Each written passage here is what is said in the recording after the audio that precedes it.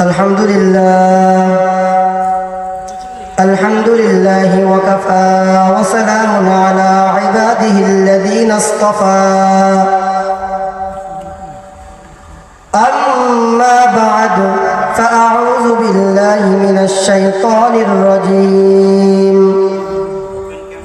بسم الله الرحمن الرحيم وجاهدوا في الله حق جهاده هو اجتباكم وما جعل عليكم في الدين من حرج ملة أبيكم إبراهيم صدق الله مولانا العظيم وصدق رسوله النبي الكريم ونحن على ذلك من الشاهدين والشاكرين والذاكرين والحمد لله رب العالمين यही हम सब मुसाफिर हम वही आखिर ठिकाना कोई आगे रवाना है कोई पीछे रवाना बलगलौना बिकमालिही कशफत तुजा बिजमालिही हसनत जमील खिसालिही सल्लु अलैहि व आलिही সকলে দুরূদ শরীফ পড়ি আল্লাহুম্মা সাল্লি আলা সাইয়্যিদিনা নবিয়িনা ওয়া শাফিঈনা ওয়া হাবিবিনা মাওলানা মুহাম্মদ সাল্লাল্লাহু আলাইহি ওয়া আলা আলিহি ওয়া আসহাবিহি ওয়া বারাকা ওয়া সাল্লাম।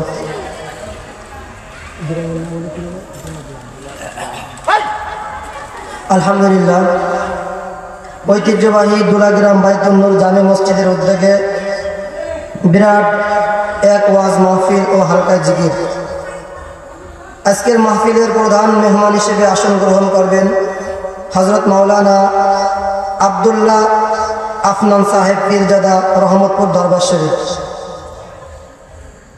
প্রধান বক্তা হিসেবে আসন গ্রহণ করবেন আমাদের সকলের কলিজার টুকরা আমার উস্তাদ মুহতারাম হযরতুল আল্লাম হযরত মাওলানা আকরামুজ্জামান ফারুকী হাফিজাহুল্লাহ।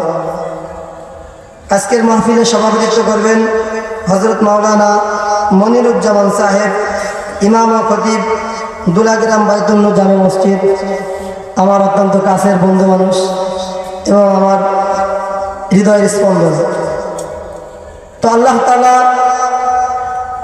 আমাদের সকলকেই এই মাহফিলের যে কটা কথা আমি বলবো এবং আপনারা যারা শ্রবণ করবেন সকলকেই আমলের নিয়তে শোনার তৌফিক দান করুন। সকলে বলি আমিন। আসলে মাহফিল বিভিন্ন জায়গায় হচ্ছে। প্রত্যেক দিন জুমার প্রতি সপ্তাহে জুমার নামাজের ধারাবাহিক বয়ান করে ইমাম সাহেব হুজুররা,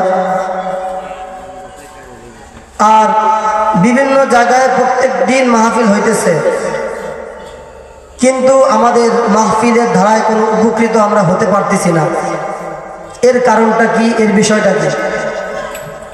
হুজুর আকরাম সাল্লাল্লাহু আলাইহি ওয়াসাল্লাম ইরশাদ ফরমায়াছেন, ওই মুমিন ওই বান্দার কলবে কখনো কোরআনের কথা ঢুকবে না যেই মুমিন, যেই মুসলমান, যে ইমানদার তার কান দিয়ে গুনাহের কথা শুনবে, গুনাহের আওয়াজ শুনবে, গান বাজনা শুনবে। উলামায়ে কিরাম যত চিল্লা হাল্লা করুক না কেন, যতই বয়ান করুক না কেন, ওই মুমিনের কলবের ভিতর কোনো কোরআন হাদিসের কথা তার দিলের ভিতরে স্পর্শ করবে না। প্রথম কথা হলো আমাদের কানকে পবিত্র করা। আমি কান দিয়ে কখনো কারো গীবাত শিকায়েত শুনবো না, আমি কান দিয়ে কখনো কারো ঝগড়া শুনবো না, আমি কান দিয়ে কখনো কোনো গুনাহের কাছে লিপ্ত হব এই কথা আমি শুনবো না। যদি এরকম আমার কানকে আমি হেফাজত করতে পারি তাহলে আমি মুমিন হিসেবে আল্লাহ তাআলা আমাকে কবরে নিয়ে ইমানদার হিসেবে আমাকে গ্রহণ করাবে। এজন্য আমাদের ধারাবাহিকভাবে বয়ান চলে, কোরআন হাদিসের কথা চলে, কিন্তু কোনো অবস্থাতেই আমাদের ঈমান আমল পরিবর্তন হয় না। নামাজ আমি পড়ি, সূরা ফাতিহা আমি পড়ি, কিন্তু আমি সূরা ফাতিহা যেমনভাবে আমার পড়ার দরকার ছিল আমি তো সেইভাবে সূরা ফাতিহা পড়তে পারতেছি না। যেমনভাবে আমার মানুষের সঙ্গে আচার আচরণ করার দরকার ছিল আমি তো সেইভাবে আচার আচরণ করতে পারতেছি না। যেভাবে আমার মসজিদে ঢোকার দরকার ছিল, ডান পা দিয়ে আমার ঢোকার দরকার ছিল, আমি সেভাবে তো ঢুকতে পারতেছি না। এরকম বিভিন্ন কারণে আল্লাহ তাআলা আমার আপনার উপর নারাজ হয়ে যাচ্ছেন। আমার 365 দিন আমি হায়াত পাই, কিন্তু হায়াতের ভিতরে আমি নামাজ কি পরিমাণ আদায় করলাম, কি পরিমাণ নামাজ আমার থেকে অতিবাহিত হয়ে চলে গেল। আজকে ওয়াজ মাহফিল তো শোনা অত্যন্ত গুরুত্বপূর্ণ বিষয় না, কিন্তু আজকে তো গুরুত্বপূর্ণ বিষয় ছিল মাগরিবের নামাজ জামাতের সাথে আদায় করা, ঠিক কিনা বলেন? এজন্য মাগরিবের নামাজ কিন্তু অনেকেই পড়ি নাই, কিন্তু সে চিন্তা ফিকির করছে আমি যাই আকরামুজ্জামান ফারুকী হাফিজাহুল্লাহর বয়ান শুনবো, আমি রহমতপুরি বিশ্বাস হুজুরের বয়ান শুনবো, কিন্তু এই বয়ানের দ্বারা আমার আপনার দিনের ভিতরে কোনো আসর ফায়দা আসবে না যতক্ষণ পর্যন্ত আমি নামাজের ইহতেমাম, নামাজের ধারাবাহিকতা আমার ভিতরে আমি সিস্টেম না করতে পারবো। যেন নামাজের মোহাব্বত, নামাজের ভালোবাসা এটা প্রত্যেক মুমিন মুসলমানের হৃদয়ের ভিতরে থাকা। আমার নামাজ আমার থেকে যদি চলে যায়, হারায় যায়, ছুটে যায়, হুজুর আকরাম সাল্লাল্লাহু আলাইহি ওয়াসাল্লামের জামানায় ওমর ফারুক রাদিয়াল্লাহু তাআলা আনহু মাগরিবের জামাতে যাওয়ার সময় একটু দেরি হয়েছিল। তখন আবু বকর সিদ্দিক রাদিয়াল্লাহু তাআলা আনহু বললেন, আজকে তো আবু বকর সিদ্দিক ওমর ফারুক রাদিয়াল্লাহু তাআলা মাগরিবের নামাজে আসন গ্রহণ করে নাই। আবু বকর সিদ্দিক রাদিয়াল্লাহু তাআলা পেরেশান হয়ে গেলেন যে ভাই ওমর রাদিয়াল্লাহু তাআলা আনহু কোথায়? এই পেরেশানে সে পুরো ছোটাছুটি করতেছে। এখন আলী রাদিয়াল্লাহু তাআলা আনহু এমন একজন ব্যক্তি ছিলেন তার কখনো নামাজের ইহতেমাম কাজা হইতো না। আবু বকর সিদ্দিক রাদিয়াল্লাহু তাআলা নামাজের ইহতেমাম কাজা হইতো না। এখন এরকম ভাবে খুব পেরেশান হইতেছেন যে আজকে সে কেন মসজিদে আসলো না। এখন যায় দেখছে আবু বকর সিদ্দিক রাদিয়াল্লাহু তাআলা আনহু, দেখছে আলী রাদিয়াল্লাহু তাআলা আনহু সে নামাজ বাসায় বসে পড়তেছেন আর কান্নাকাটি করতেছেন, পায়ে খুব ব্যথার কারণে সে মসজিদে যাইতে পারতেছেন না। কিন্তু তারপরেও সে অনেক বছরে কান্নাকাটি করতেছেন। কান্নাকাটি করতে করতে এক পর্যায়ে সে বেহুশ হয়ে গেলেন। আর আমাদের 365 দিনে কতদিন ফজরের নামাজ আমাদের থেকে কাজা হয়ে গেল, মাগরিবের নামাজ আমাদের থেকে কাজা হয়ে গেল, আসরের নামাজ আমাদের থেকে কাজা হয়ে গেল। আমার ভিতরে একটু অনুভূতি আসলো না যে হায় রে আমার দাড়ি পেকে গেল, আমার চুল পেকে গেল, কিন্তু আমার নামাজগুলো আমার থেকে এতগুলো অতিক্রম হয়ে গেল। এই দিনের ভালোবাসা, এই দিন নামাজের ভালোবাসা আমার ভিতরে স্থাপন হলো না। তাহলে আমি কেমন মুসলমান হলাম, কেমন মুমিন হলাম? এজন্য মুমিন হওয়ার সর্বপ্রথম কারণ হলো আমার নামাজ ঠিক করা, আমার নামাজের ধারাবাহিক ঠিক রাখা।